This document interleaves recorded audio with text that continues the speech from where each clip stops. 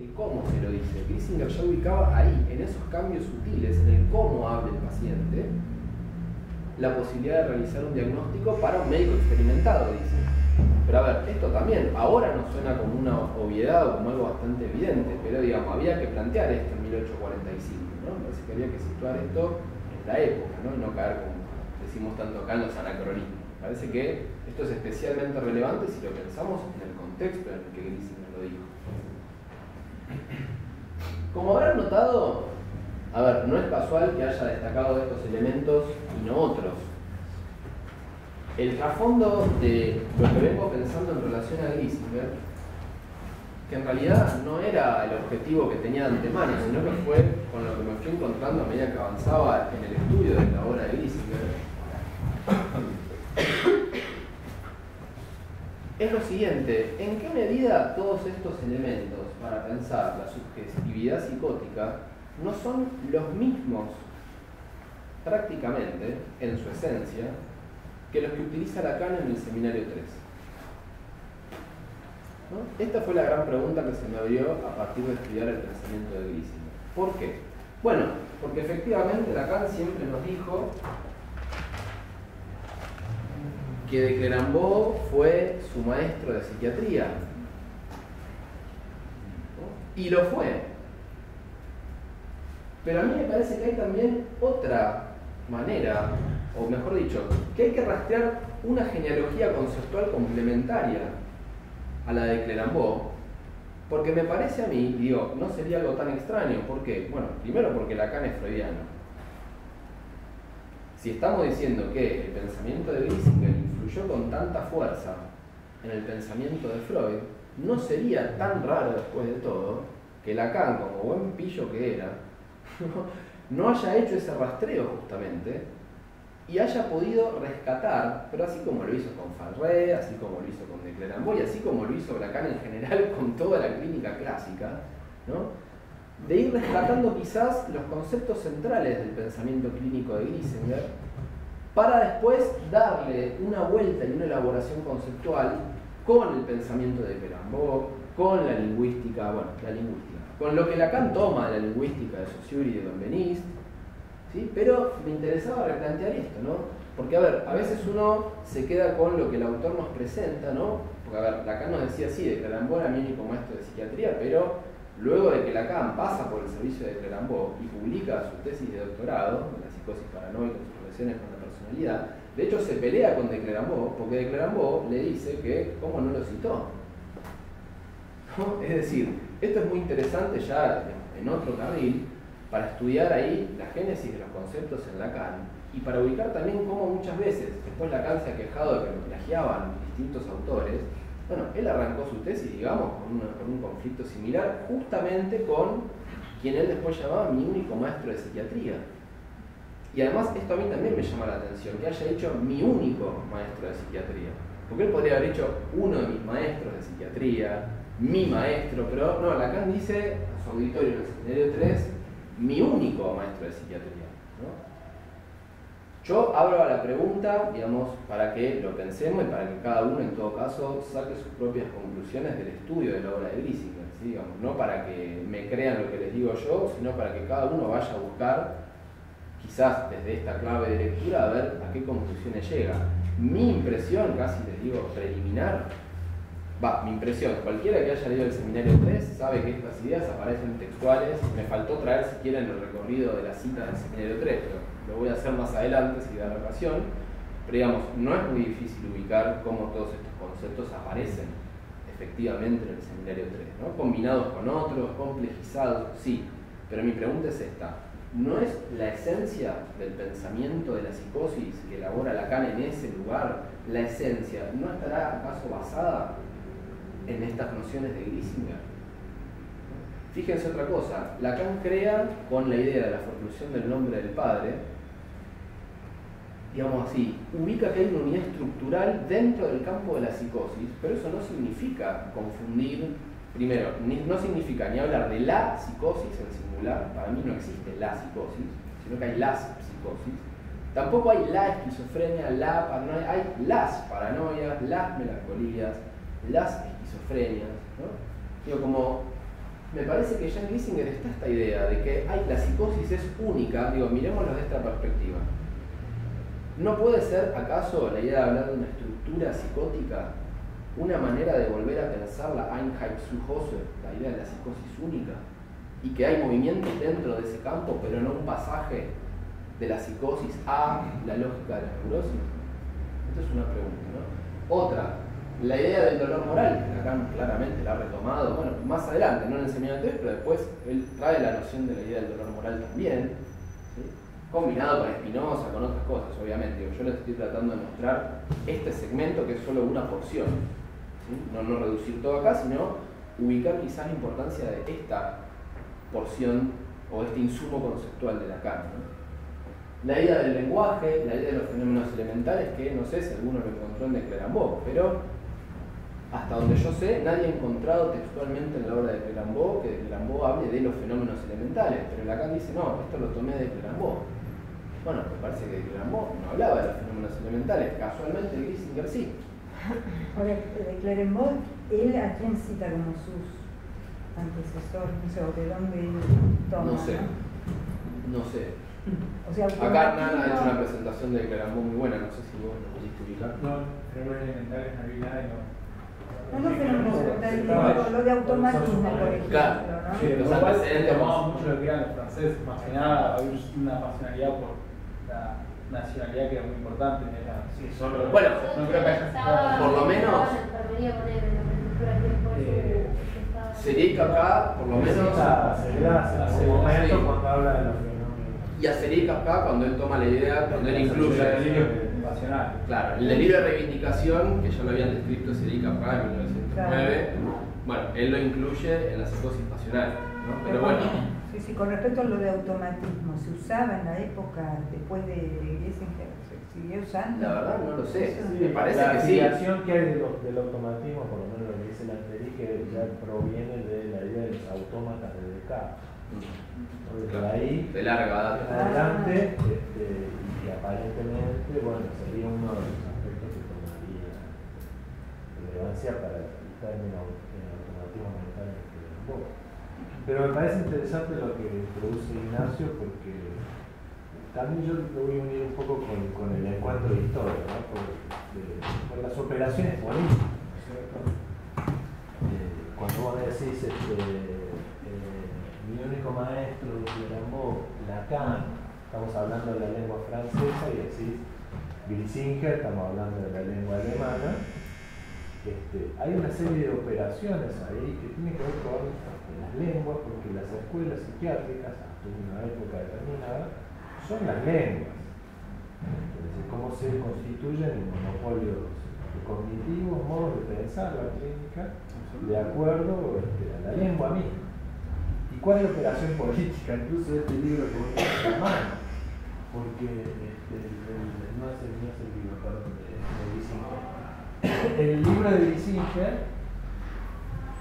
que tenemos nosotros a través de Polemos, es la traducción de Baillargeon, que no es del año 1845, sino que es del 61. Entonces ya ahí ya tenemos, no es lo que dice Glisinger, sino lo que dice Baillargeon, que dice Glisinger, que incluso está preñado de citas a pie de página, diciendo, bueno, acá Glisinger está diciendo tal, o sea que él lo traduce y encima le hace decir cosas que tampoco dice Glisinger. Claro, totalmente. Entonces hay una serie de operaciones políticas en relación a las lenguas. Eso es lo primero, ¿cierto? Después un punto que no podemos desconocer que tiene, bueno, la cita esa del quinismo, del espiritualismo, materialismo, todo lo hemos tomado porque es bastante, ¿no? Lo tomé yo en mi segundo año de residencia, en un trabajo en la jornada de residente, y después la tomó mucho más precisamente Norberto Conte en su trabajo sobre Glisinger. Pero hay una cuestión que es esencial, que no la mencionaste, obviamente, recortado tu presentación, que es el tema del deseo, que ya sabemos, ¿no? Lo cita, comenta Bergerie y lo han trabajado otros autores, que Glisinger es el que comenta o el que menciona el tema del delirio y el sueño como una expresión de deseo. Cosa, bueno, absolutamente cristalina en sí y claro a Freud. Sí, explícitamente además. Freud, que tenía, como bien vos decís, cuidadosamente subrayado el texto de Kissinger, y que no lo cita, e inclusive le roba incluso referencias clínicas en las neuropsicosis. Entonces sí, ahí tenemos claramente operaciones de plagiario. Sí. En cuanto a Lacan, ahí sí estamos un poco complicados en términos anacrónicos, ¿no? Porque el problema del dolor moral en Lacan es otro, y el problema del inicio de la psicosis, al menos en lo que vos tomaste, ¿no es cierto? Vos tomaste en el año 3, al inicio lo que hay es un trastorno del lenguaje. Nada de sentimiento, nada de esa pavada, lo que hay es. Y por eso él toma Cleramont y dice mi único maestro psiquiátrico. Efectivamente, como mismo decís, no lo ha sido. Y la cita que hay en la tesis encubierta es una crítica lapidaria a Cleramont, donde él dice cómo puede ser que haya muchos psiquiatras que le hagan decir a los enfermos lo que ellos quieren escuchar. Esa es la Cleramont. Le decía, dígame usted, ¿no es cierto que lo encontraron persiguiéndola a esa mujer? ¿No es cierto que ella lo ama o quien más ama? Sí. Bueno, yo certifico que lo tomaría, ¿no? Y así decir al paciente lo que quería. Bueno, yo creo que ahí esa es una operación política, pero que dista de Kissinger en el sentido que él se va a separar un poco de toda la cuestión. Sentimentalista, digamos, si se quiere, que, como mismo decís también, la freналgia, el dolor moral, no es tan sencillo de aprender, digamos, en el sentido de que es una afección. Y ahí, perdón que me extienda, ¿no? Me entusiasmo. Otra cuestión que plantea Kissinger, que es muy interesante y que también es caro al psicoanálisis, es decisión del yo. Él dice, aparece el dolor moral y se escinde el yo. Y aparece el delirio como intento de respuesta, como ensayo de aplicación, y los tipos clínicos de psicosis, como bien vos decís, como respuestas. Ahí también es otro punto interesante, ¿no? Ese conjunto de representaciones que es el yo, la definición de Kissinger es muy interesante, se escinde.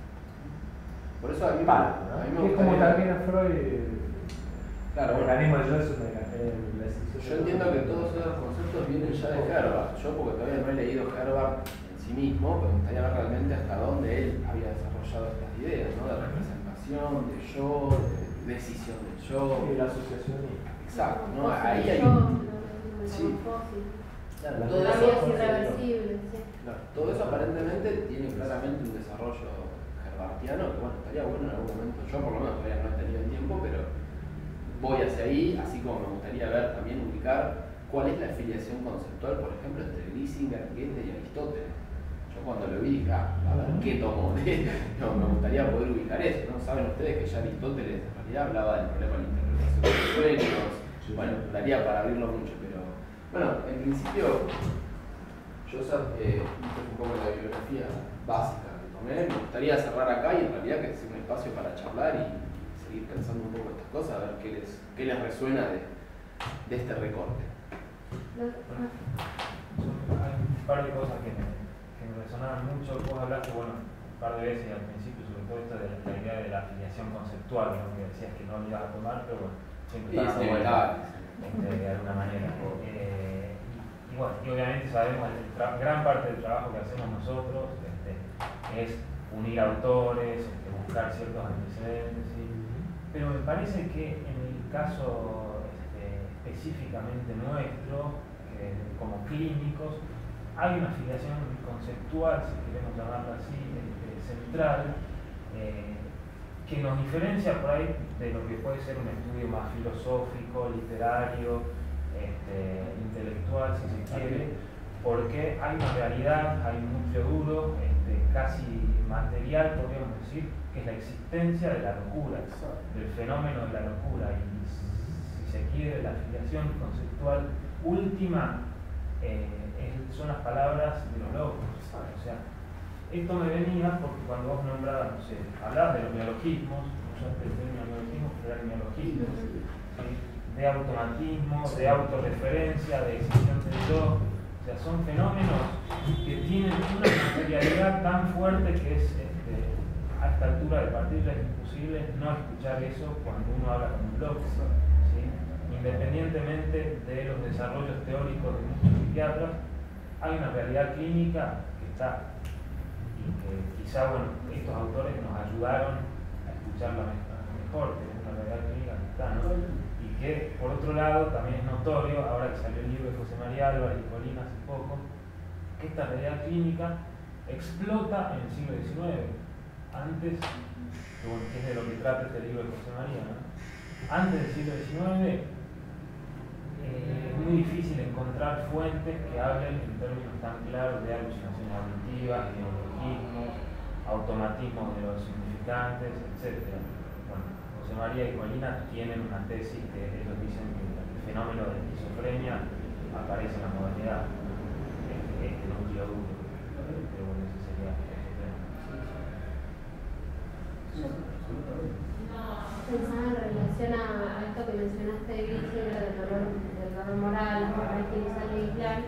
A mí me resuena como una perspectiva distinta, ¿no? Lo que plantea Falrey, cuando Falrey, si bien no habla de psicosis única, sino de enfermedades mentales, él cuando escribe su artículo sobre la no existencia de las monomanías, lo que él plantea para defenderla es que dice, digamos, que la base sobre la cual se edifica todo el cuadro no es una idea delirante, sino justamente digamos, estos fenómenos iniciales de inquietud, de ansiedad, que él dice que tienen que ver con los sentimientos también, ¿no? Que probablemente sea, como vos decís, que hay una influencia ahí no solo en la clínica, sino también en... Se citaban mutuamente, Falrey.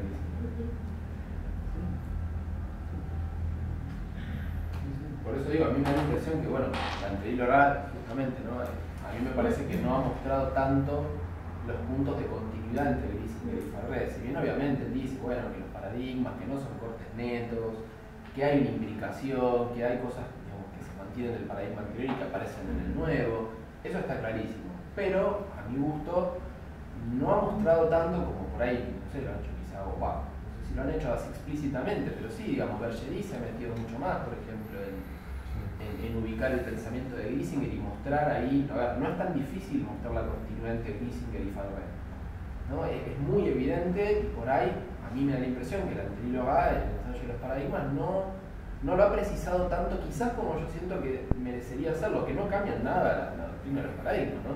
Sino simplemente mostrar un poquito más esos puntos de continuidad para rescatar el pensamiento de este autor que a mí personalmente me ha impactado mucho desde lo que dice Diego, ¿no? Desde la noción central que es el saber de la clínica, ¿no? Que, digamos, para mí me pasa lo mismo, digamos, todas las incursiones en todas las otras disciplinas que hago tienen que ver en última con ese problema que es la persona que sufre, ¿no? Que se nos sienta adelante a plantearnos algo, digamos, eso me parece que tenemos la mayoría en común y que me parece que tenemos hasta el deber y el compromiso ético de preguntarnos por eso, justamente, ¿no? Del fenómeno, de la locura, del dolor del ser humano en el fondo, ¿no? Yo no solamente atiendo psicóticos, digo, pero a eso me refiero, ¿no? Esa realidad, me parece que tenemos que volver, incluso tratar de volver con conceptos más, con cierta frescura conceptual, ¿no? Decir, bueno, a veces dejar de lado, por eso hablaba de la saturación semántica, ¿no? Hay ciertas palabras que ya están tan cargadas de tantas significaciones que se le han dado que termina o no significando nada, ¿no? O usándose para cualquier cosa.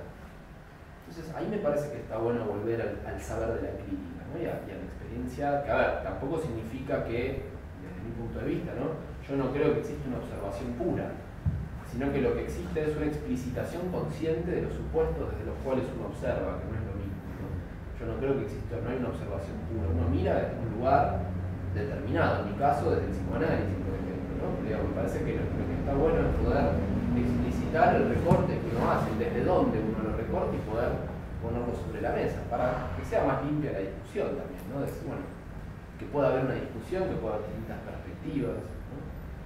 Pero me parece que, bueno, mi idea de compartir este mínimo recorte de vida, a ver, se podrían haber tomado muchos otros, ¿no? Obviamente mi interés no era hacer algo exhaustivo ni para nada, sino simplemente tomar estos elementos y hacer resonar también la afiliación conceptual que hay en la doctrina psicoanalítica de la psicosis.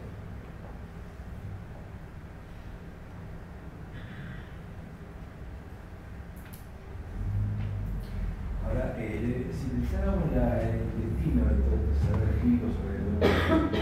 A mí me parece que también pensaba en esta idea de Oliver Sherry, que es el psicoanálisis, el que toma el relevo de la línea de pensamiento psicopatológico. Después de todos estos autores, por decirlo así muy rápidamente, la verdad que es muy interesante, sería un poco tarde, pero la exposición que hiciste, pareciera ser que hay como una pudimbre, como una cuestión en este autor que da para irradiar conceptualmente, no explorar, digamos, distintos elementos que aparecen en otros después. Ahora, yo lo que digo es que de cualquier manera, ¿por qué nosotros vamos? Bueno, la pregunta es, ¿no? ¿Por qué vamos a estos autores? Y la pregunta es si nos vamos justamente por esto, ¿no? Por esto del relevo conceptual, por ejemplo. Porque el destino de todo este saber clínico clásico sobre la locura, sabemos hoy que termina en el DSM-5, en una versión empobrecida y somaticista, si querés, del fenómeno de la locura y de la psicopatología general, o el abandono de la reflexión psicopatológica. Es decir, que si no hubiera un proyecto intelectual, digamos, que es aquel que se produce a partir de que, digamos, Freud se mete con estas cuestiones, todo esto tendría un interés, en todo caso, erudito de antecedentes.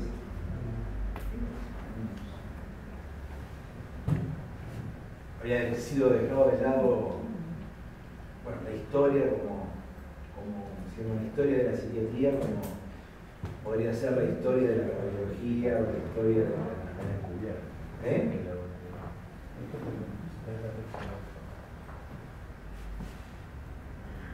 Es decir, que nosotros resignificamos esto a partir de una posición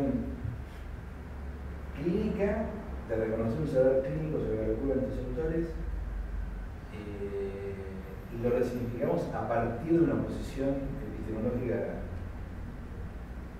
ya tomada, sin la cual esto sí, no se puede va hacia otro lugar. Totalmente de acuerdo. Y además, digamos, me parece que esto está bueno verlo en el contexto donde el método clínico, digámoslo así, tal como por ahí lo puede pensar Farré, ha sido, me parece hoy por hoy, degradado, reducido a una bioquímica de la neurotransmisión. Y por ahí, digamos, me parece que no estaría de más situar también esto incluso en la historia de la medicina misma, ¿no? Porque, a ver, la medicina nace como, digamos, se transforma, mejor dicho, ¿no? En disciplina científica al lado de las ciencias naturales y tomando, digamos, el modelo clasificatorio de la botánica y el método experimental de las ciencias naturales. ¿No? Digamos, es interesante también ver ahí justamente cómo muchas veces se quiere llevar al encuentro clínico el método experimental, y ahí ya tenemos un problema epistemológico severo. ¿No? Digamos, no es una transferencia de muevo esto de un lado al otro y no hay ningún problema, justamente. ¿No? Por ejemplo, el problema semiológico de cualquier entrevista es ineludible. ¿No? Digamos, ningún clínico puede evitar el problema de la interpretación de lo que está escuchando, observando. ¿No? Digamos, no estamos ninguno por fuera de esos problemas. La única diferencia es si uno, digamos, enfrenta el desafío de pensar esos problemas o si los niega y los rechaza. ¿No? Me parece que hay muchas posiciones positivistas duras o anquilosadas que además me parece que ya fueron criticadas por Kant en 1781, ¿no? Para comentarlo con el pasar, se agarran de una perspectiva metodológica que no se aplica a la situación clínica concreta, ¿no? Pero esto tampoco te lo dice. Entonces por ahí uno se queda pensando, no sé, en el déficit dopaminérgico en lugar de escuchar a la persona, fulano de tal, con tal y tal padecimiento, con su historia, con sus problemas.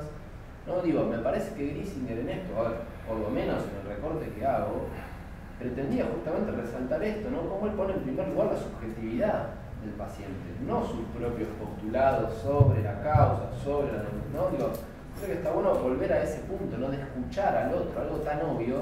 Habría que revisarlo si hoy escuchamos tanto a los pacientes, ¿no? O en qué decanta justamente este reduccionismo, como dice Stagnaro, el modelo biomédico, ¿no? ¿A dónde lleva? Si eso lleva a escuchar al otro, si nos lleva a avanzar en la investigación de la locura, o si en realidad termina siendo un modelo casi tautológico, ¿no? Donde, como la serpiente que se muerde la cola, uno o entra en ese circuito o nada. ¿No? Me parece que justamente la clínica va en contra de ese modelo que se cierra sobre sí mismo, porque automáticamente ahí uno deja de pensar, deja de reflexionar y deja de preguntarse justamente por esto que es el fenómeno de la locura, ¿no? A mí me parece también que quizás Schwarz es uno de los introvertes artículo que escribe Conti y Bartosevich, hay un problema semántico grave. Hay una expansión semántica, me parece, que va de la mano con estos tiempos, ¿no? ¿Qué significan las cosas? A la hora de tener ansiedad o decirle ansiedad a algo, por ejemplo, ¿no? Y un poco volver a esto. Digo, porque uno habla de dice que habla del dolor moral, del traumatismo. Más o menos podemos entendernos desde que leemos esto, podemos entender más o menos lo que está. Pero hoy por hoy en la clínica es el espectro, ¿no? Como una expansión semántica de todo, que no sabemos muy bien qué quiere decir. Y a veces, cuando uno escucha a los pacientes, tampoco, como me pasa a mí, que no sé qué, o sea, hay como una moda de esto como las publicidades que tiran una frase y cualquiera puede entender cualquier cosa de eso, pero los meten todos en el medio, en esa bolsa, y todos compran. Y a veces con los pacientes pasa un poco eso, ¿no? Como que no hay un reduccionismo semántico cultural que complica la clínica. No sé si me explico. Sí, es que creo que va en la línea de lo que decía Diego, ¿no? Que si, a ver, si el norte o si el horizonte no es justamente problemas clínicos, y bueno, ya lo dijeron los autores, ¿no? Digamos, bueno, Castoriadis lo dice muy bien en relación a los conceptos del psicoanálisis. Hoy por hoy, cualquiera habla, no, tiene un Edipo con la mamá, está deprimido y peor. A ver, son conceptos un poco más complejos, ¿no? Pero tiene como esta doble cara, ¿no? Por un lado, lo digo del psicoanálisis, que por ahí lo más o no, digamos, muchos conceptos pasan a formar parte de la cultura y uno dice, bueno, qué bueno, se expande el psicoanálisis, pero al mismo tiempo se banalizan, porque salen del contexto teórico en el que fueron producidos, son extraídos de una red conceptual en la cual esos términos adquieren sentido, y efectivamente, si uno pierde ahí, me parece, el horizonte de escuchar, ¿no? al loco, claro, terminamos diciendo, claro, estar un poco acelerado ya es la ansiedad, no sé, estoy medio un día para abajo, estás deprimido, bueno, ahí es donde me parece que que todo transforma en un espectro termina siendo muy nocivo, porque además se psicopatologizan cosas que no tendrían por qué pensarse, ¿no? De una manera patológica, ¿no? A ver, es normal estar triste a veces, no es todo un fenómeno patológico, ¿no? Pero sí coincide, ¿no? Que si uno pierde el norte de la clínica. También esta noción del concepto del dolor moral, el tema de la negación de cierta malestar a la condición de existencia, como, ¿no? Ahí es muy negada. Sí, a ver, no estoy seguro que lo llegue a plantear como vos decís, tampoco te lo podría negar, pero sí algo que me llamó la atención fue esto que decías, por eso lo señalé también en Islam, ¿no? Que la idea de la frenalgia, no estoy tan seguro que sea un dolor de los sentimientos, o como decías vos, un afecto doloroso, como puede ser la tristeza, el dolor ante una pérdida, ¿no? Lo que encuentra uno en el registro, si se quiere, melancólico de la experiencia y la locura. A mí me da más bien la impresión de que están hablando de otra cosa a la cual todavía no la pueden terminar de nombrar, ¿no? Por esto le decía que no tengo tan claro si Islam hablaba del dolor de los sentimientos o del sentir mismo. Dolor en el frente, dice. Claro, él lo dice así, como que, digamos, como a mí... La sede de la sede del la sede del alma que se encargaría de poder sentir. Con lo cual a mí me parece que están hablando de otra cosa. Digo, esto uno también lo puede ver en Griesinger, lo podemos ver en Farré con la idea del fondo de la enfermedad. También es un concepto de Farré muy interesante, ¿no? Para mí estaban hablando de otra cosa que recién el psicoanálisis lo va a poder nombrar, que es lo que justamente sale de lo simbólico, ¿no? Entonces es lógico que desde esa perspectiva, digamos, de este tipo de conceptos se haga inasible, porque precisamente no es algo que entra en la experiencia. Es más, yo te diría que no es algo que entra en la experiencia discursiva. Me figuraba la imagen del vacío casi, la sensación de los sentimientos de vacío. Podría ser, sí, podría ser. Pero no estoy, por lo menos yo no me llamó la atención o no encontré que Griesinger lo planteara como una cuestión, si querés, que el dolor moral sea algo normal, digamos, ¿no? Y que bueno, aparece a veces en forma patológica. No estoy muy seguro, tendría que revisarlo eso. Pero además como una condición patológica. A mí me daría, por lo menos como yo lo leí, me parece que sí, pero no un quiero... repliegue dice que la pupila del ojo del espíritu se achica. Esa es la frase famosa. Que estará hablando. Y el sujeto está, el enfermo está solamente concentrado en ese dolor. Claro. A partir de ahí se produce esa metamorfosis del yo, que la recordaba ella, como distintas respuestas al dolor moral. Claro. Y hay también, creo yo, una cierta herencia del sensualismo, de la ideología de los franceses, que el sensualismo básicamente era esta idea que heredada también, que venía del empirismo, de pensar que, bueno, que la subjetividad, palabra en términos anacrónicos, pero la mente humana, si quieren, era producto de las percepciones. El pensamiento para estos tipos era un fenómeno secundario al hecho primero que eran las percepciones, las sensaciones. Por eso usaban tanto el término sensación, se usaba un montón. Pero Condi la que algo de eso debe haber. Exacto. El dolor de la sensación como lo opuesto al pensamiento. No es un tema del pensamiento, sino de la sensibilidad. Tal cual. Por eso me parece que ahí está bueno ubicar esto, ¿no? Que a ver, Griesinger había traducido a Pinel, ¿no? Pinel era muy amigo de Conti y Cabanis, que era sensualista, digo, ahí claramente hay un Cabanis, no cannabis, Cabanis. Pero digo, me parece que efectivamente hay ahí una línea conceptual que estaría bueno ubicar. Bueno. ¿Alguna otra pregunta más? ¿Algún comentario? ¿No? Bueno, Ignacio, muchas gracias por tu presentación. Gracias por la invitación a los organizadores del curso. Efectivamente, bueno, si alguno ya escuchó la presentación en el Congreso, el PowerPoint van a notar que es efectivamente el mismo, con la diferencia que acá lo voy a tratar de desplegar más en profundidad, ¿no? Porque bueno, en el Congreso son 10 minutos, 15, así que acá me gustaría meterme un poquito más en profundidad. Primero contarles un poco cómo me interesé en el pensamiento de Griesinger. Lo cierto es que llegué a este autor en realidad entrando, digamos, de una perspectiva que era buscar la noción de melancolía y de manía que usaba este autor.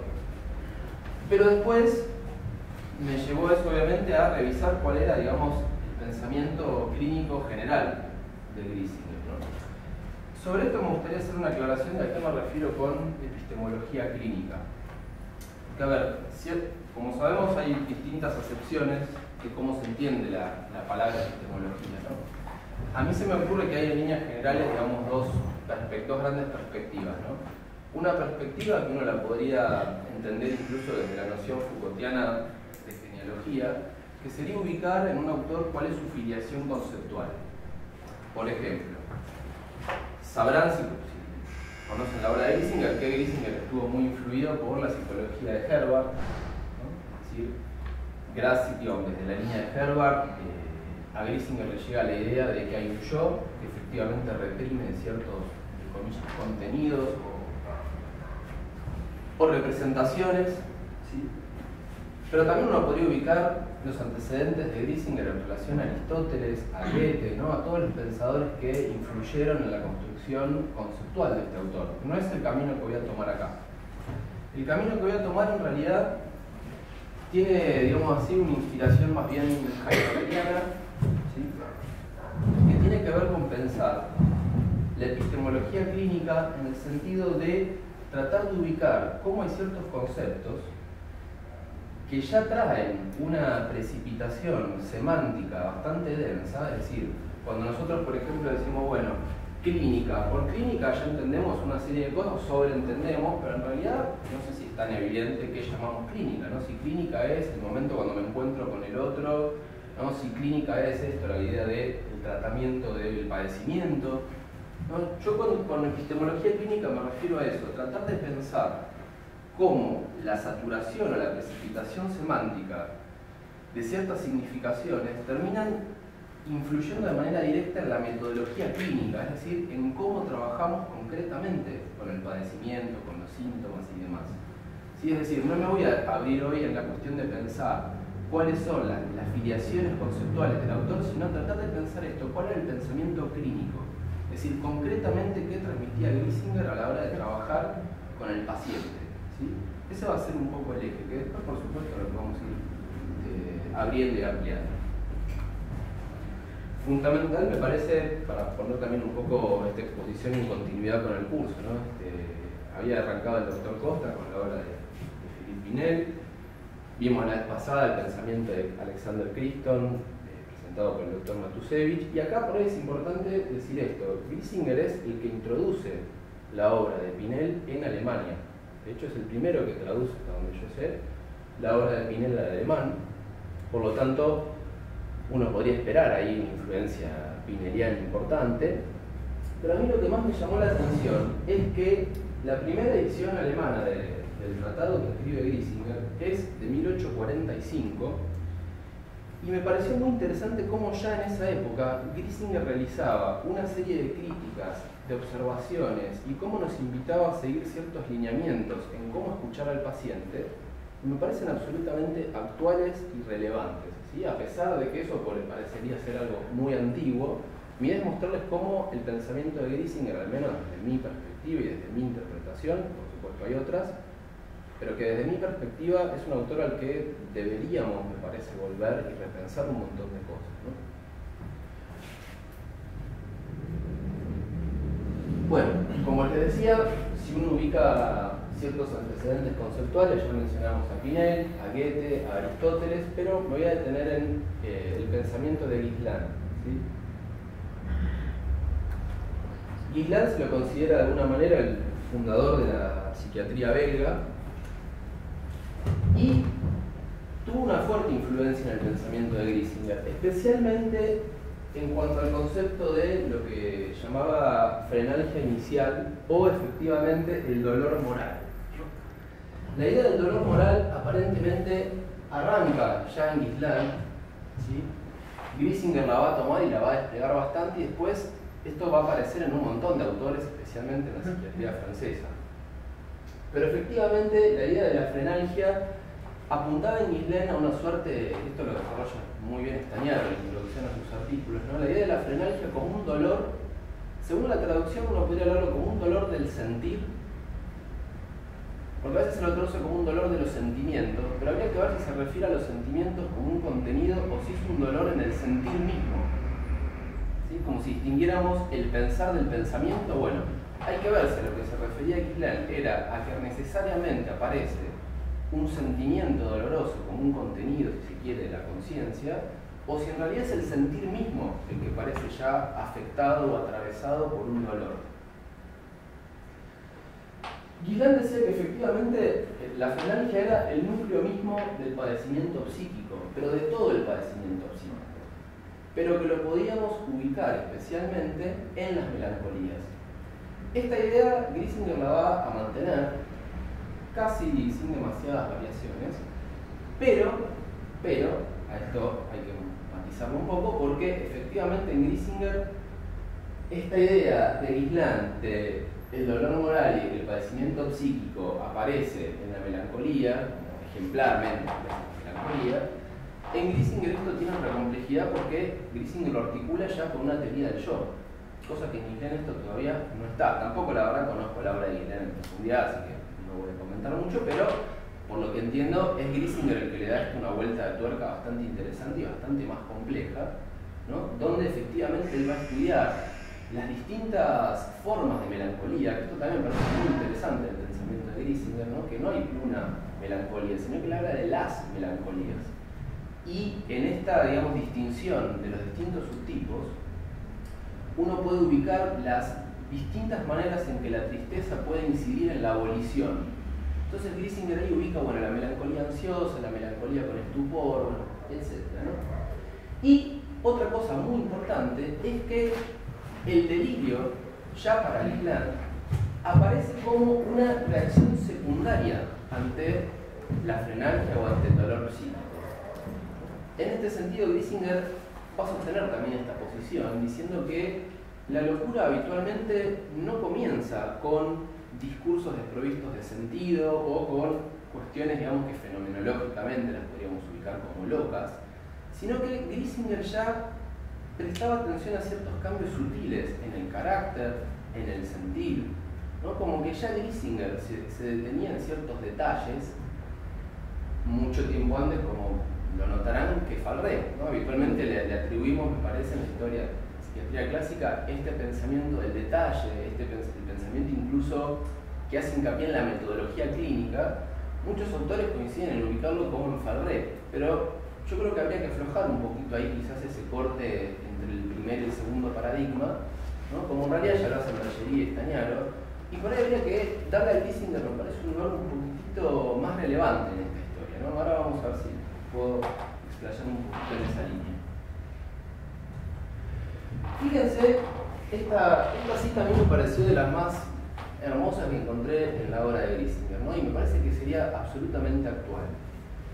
Ya en 1845, él criticaba los reduccionismos, tanto psiquistas como somatistas, a pesar de que muchos autores dicen que Griesinger era un somatista, ¿no? Quizás porque sí, en su manual habla de que las causas tienen que ver con algo orgánico, pero a mí no me parece, no estoy tan de acuerdo con ubicar el pensamiento de un autor solo por cómo pensaba las causas, ¿no? Cuando las causas justamente lo que hacemos es lo más difuso y lo más difícil de ubicar con precisión. Quiero decir que él se va a mantener ahí en un intermedio, dice, ni espiritualismo ni materialismo, vamos a decirlo así. Decía, ni el materialismo, que intenta explicar todos los actos psíquicos por medio de la materia, ni el espiritualismo, que intenta explicar la materia por medio del alma, nos dan una idea exacta de lo que sucede en el alma. Y por otro lado, aunque llegásemos a saber todo lo que se produce en el cerebro cuando éste entra en acción, aunque descubriésemos todos los secretos de la química y etcétera, ¿de qué nos serviría? Este problema no tendrá jamás solución para el hombre. Y creo que, aunque un ángel descendiese del cielo para explicarnos este misterio, nuestra inteligencia sola no sería capaz de asimilarlo. ¿Qué decir ahora del materialismo tan superficial y tan chato que quisiera cambiar y negar los hechos más generales y elevados de la conciencia humana al no encontrar la huella palpable de los mismos en el cerebro? A mí me parece que esta crítica, si lo hubieran escrito en 2016, sería absolutamente válida, ¿no? ¿Y por qué resalto esto? Porque a lo que Griesinger está apuntando es a lo siguiente, a que en el encuentro clínico no existe esa separación teórica y abstracta entre el cuerpo y el alma, ¿no? Digo, me parece que es una observación estrictamente clínica, ¿no? Es más, lo dice en otro lugar de esta manera: en el encuentro clínico tenemos que pensar la unidad del cuerpo y el alma, porque cualquier separación va a terminar siendo ficticia.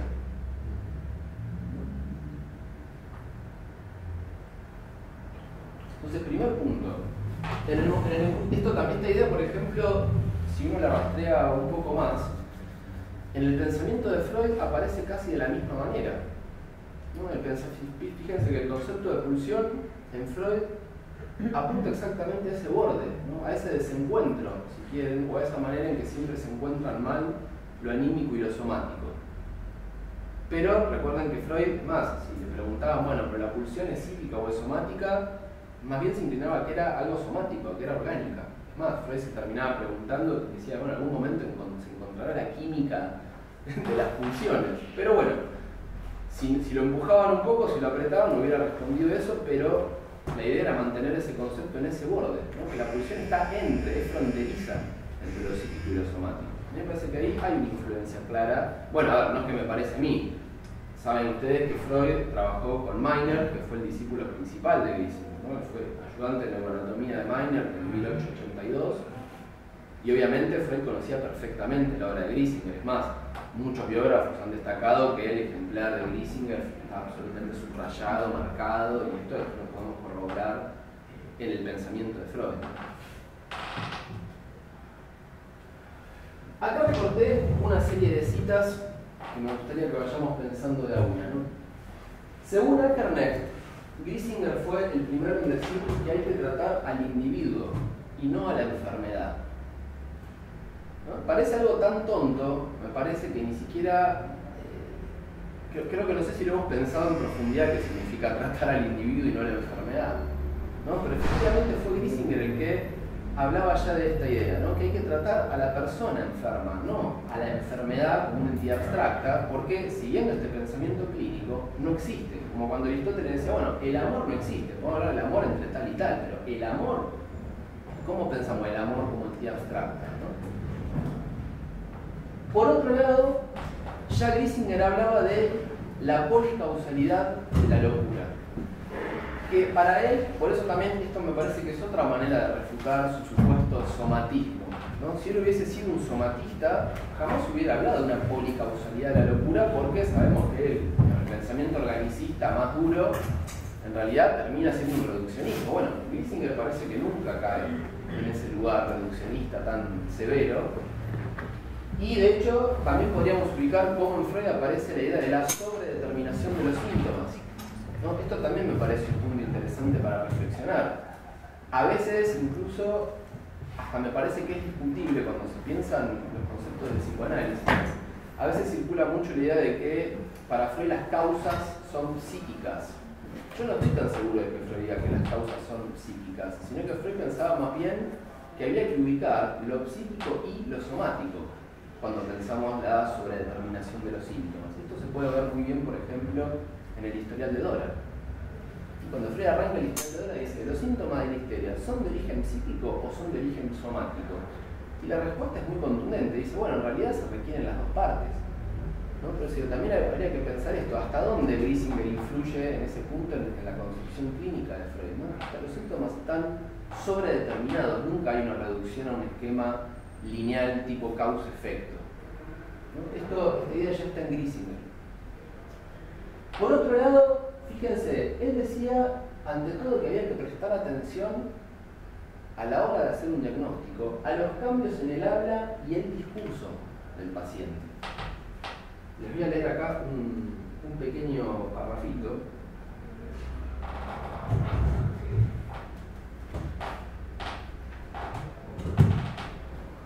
Dice respecto a la incoherencia de los enfermos mentales, en relación obviamente a cómo aparece el discurso y el lenguaje. Griesinger decía, la incoherencia proviene frecuentemente del hecho de que las ideas se llaman menos por el tema sobre el que ellas discurren, análogas o contrastantes, que por la analogía externa de la consonancia de las palabras. Es decir, que ya Griesinger ubicaba que, si quieren decirlo en términos más actuales, ¿no? Que la homofonía aparecía en primer plano en cómo los psicóticos, digamos así, armaban sus asociaciones. No digo, 1845, insisto con la fecha. Notó y dejó constancia de los cambios en el habla y en la manera de expresarse de los pacientes. Otra cita. Se presentan en el lenguaje de los alienados nuevas palabras, inventadas por completo. Ahí veo que se sonríe, que suena. Otras palabras son empleadas en un sentido inusitado. En resumen, el enfermo inventa para sí una nueva lengua. Familiar, ¿no? Incluso creía que en esto último residía la piedra de toque del diagnóstico.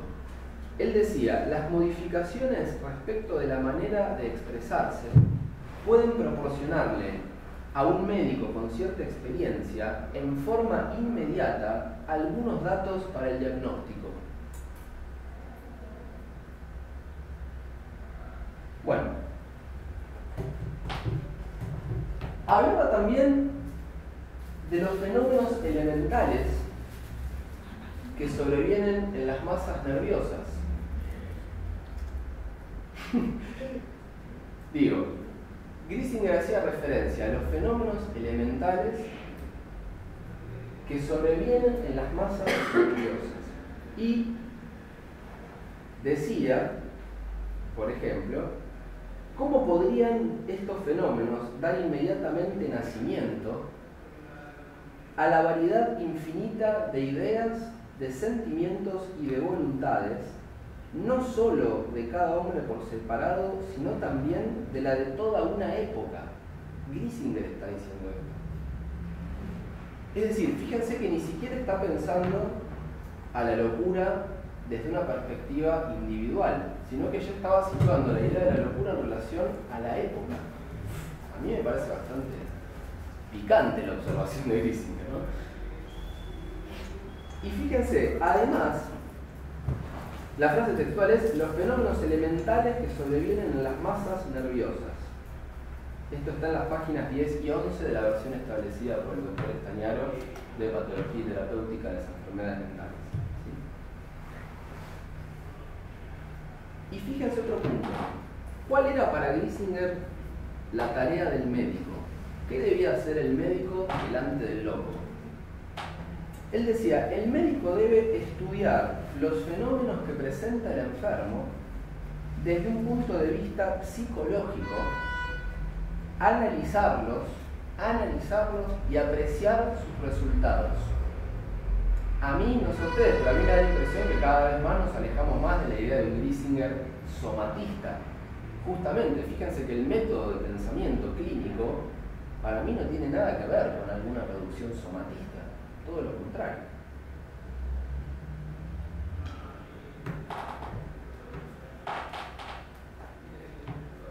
Bueno, como les decía, la incoherencia discursiva proviene entonces de estas analogías externas, producto de la consonancia de las palabras. Concibió también a la enfermedad mental como pérdida de libertad. Él decía que toda afección mental afectaba la Besonnenheit, la capacidad de reflexión de la persona. Y que cuando se perdía esta capacidad de reflexión, inmediatamente la persona empieza a perder su libertad de acción y de decisión. ¿Sí? Entonces, otro punto para mí fundamental, concebir a la enfermedad como pérdida de libertad. Digo, me parece justamente una idea que ha impactado mucho en muchos autores, entre otros en él, ¿no? También, como decíamos, ¿no? La locura para él era ante todo, la locura, sí, en él, la locura era para él, ante todo, una lesión de los sentimientos, ¿no? Y lo mismo, ahí que marcábamos para Islam, él sostenía que todas las manifestaciones sucesivas que se iban a dar en la secuencia, digamos así, de la psicosis única, ¿sí?, venían a dar cuenta de distintas, esta es mi interpretación, ¿no?, de distintas maneras de elaborar o de procesar esa lesión en los sentimientos, ¿no? Esto también es muy interesante, porque esto significa que para Griesinger había una unidad del campo de la psicosis. Eso no significaba que se podía pasar de, no sé, una locura, como decía él, una locura sistematizada, una Verrücktheit, a una histeria. No necesariamente, sino que lo que sí está claro es que para él había un continuum dentro del campo de la psicosis. Una idea que después la podemos ver reflejada cuando hablamos, por ejemplo, del polo paranoico, del polo esquizofrénico, que podemos ver incluso en la evolución del mismo paciente a largo plazo, cómo hay distintas posiciones dentro de la psicosis, ¿no?, que no son compartimientos estancos. Bueno, esta idea de la psicosis única está en Seller, está en otros maestros alemanes, pero en Griesinger esto tiene una importancia fundamental. ¿Sí?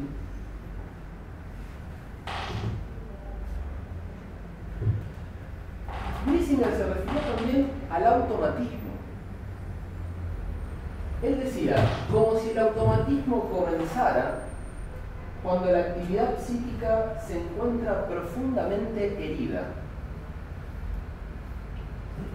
Es decir, a partir de que aparece esta lesión, digamos así, en los sentimientos, inevitablemente empezaba a desprenderse o a desplegarse, mejor dicho, ciertos automatismos en el paciente, ¿no? Es decir, no parece haber sido de Clermont el primero, ¿no?, en hacer referencia a la idea de un automatismo mental, ¿sí?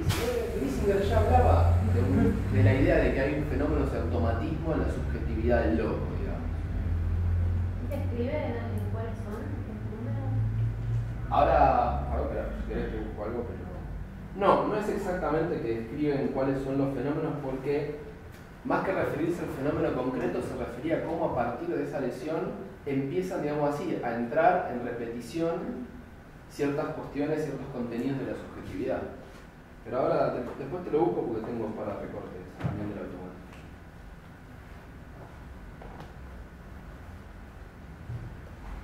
Fíjense lo que decía en relación al melancólico. El melancólico, decía Griesinger, se siente destituido de la comunidad de los hombres, lo que hace que relacione aún más todo con él. Mucho tiempo antes, vamos a decir de 1891, me refiero al texto de Clemens Neisser, donde él habla de la significación personal mórbida, bastante tiempo antes, Griesinger ya había notado cómo en la melancolía aparecía también la autorreferencia, ¿no? Y que cuando la melancolía empezaba a empeorar, lo primero que a él le saltaba a la vista era efectivamente cómo el melancólico empezaba a poner todo en relación con él, ¿no? Con lo cual yo me preguntaría si no es Griesinger el primero en haber descrito la idea de una significación personal mórbida, ¿no? O lo que después podemos encontrar en otros autores como autorreferencia.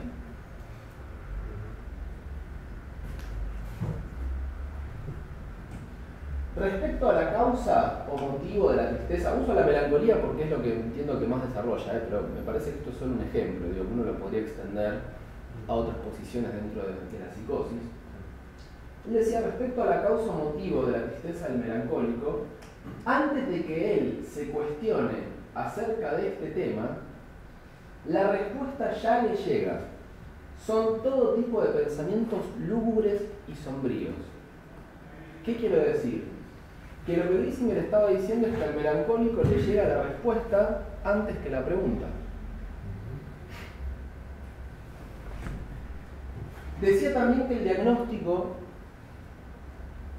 nunca debía realizarse en relación a un síntoma aislado o a un fenómeno particular, sino que el diagnóstico siempre es mejor hacerlo sobre la base de una impresión de conjunto. Es decir, que Griesinger se detenía en ubicar la interdependencia de los fenómenos clínicos, no simplemente el contenido, ni tampoco el fenómeno aislado.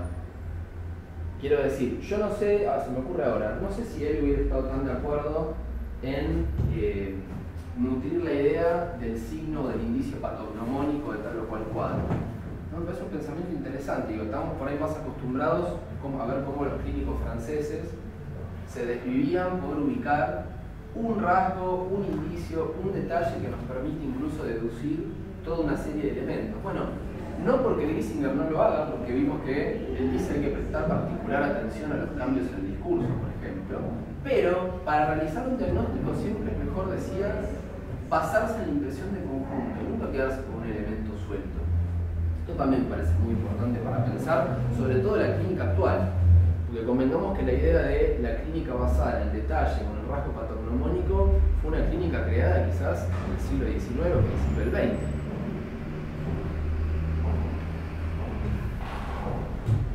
Hagamos entonces ahora sí muy rápidamente un breve repaso de cuáles son las nociones clínicas centrales que podríamos desprender de una lectura así bastante rápida del pensamiento de Griesinger, ¿no? Vimos entonces que por un lado habla de la unidad del cuerpo y el alma en el encuentro clínico con el paciente, ¿sí? Por otro lado, él desarrolla especialmente esta idea del dolor moral, que como saben, moral ahí significa dolor psíquico, ¿no? Lo que a él más le llama la atención justamente de los melancólicos es cómo el dolor psíquico aparece en primer plano. Y además es otra observación para mí fundamental. Griesinger es el primero en ubicar que en las melancolías hay una correlación entre las ideas delirantes o las alucinaciones y ese estado anímico, digamos, y que para él se podía hacer bien el diagnóstico de melancolía cuando podíamos ubicar esas relaciones entre los fenómenos, digamos, alucinatorios o delirantes y ese estado general del enfermo. Esto es muy importante porque, por ejemplo, pongamos como contraejemplo, como diagnóstico diferencial, ciertos cuadros depresivos en las esquizofrenias, ¿no? Donde la mayoría de los autores están muchas veces de acuerdo en que ahí suele haber hasta cierta discordancia entre los fenómenos alucinatorios o delirantes y el estado general del paciente. Bueno, Griesinger decía que habitualmente en las melancolías hay una correlación, está en consonancia el tema del delirio, ¿no? Por ejemplo, esto que alucinan, no sé, que los van a crucificar, que los vienen a buscar para castigarlos, ¿no? Que no son cualquier delirio y cualquier alucinación, sino que parece que el delirio está comandando la lógica del delirio y de la alucinación. ¿Sí? Esto después lo podríamos ubicar en un montón de autores, en Grevio, en muchos autores me parece que han tomado esta idea, pero lo que pude ubicar es que me parece que fue Griesinger el primero en hacer esa observación y que es fundamental, al menos para mí. Por otro lado, entonces, él fue el primero en hablar del automatismo. También nos señaló cómo aparece en la melancolía, pero yo les propongo pensarlo en la psicosis en general, cómo aparece en la melancolía la respuesta antes que la pregunta, cómo aparece ya también la autorreferencia. Parece ser que Griesinger hablaba entonces de los fenómenos elementales, para hacer referencia a lo que sucede en las masas nerviosas. Dice que el diagnóstico, además de basarse en una impresión de conjunto, se hace, fíjense la metodología, se hace especialmente a partir de los cambios en el habla y en el discurso. A ver, esto parece una obviedad, pero Griesinger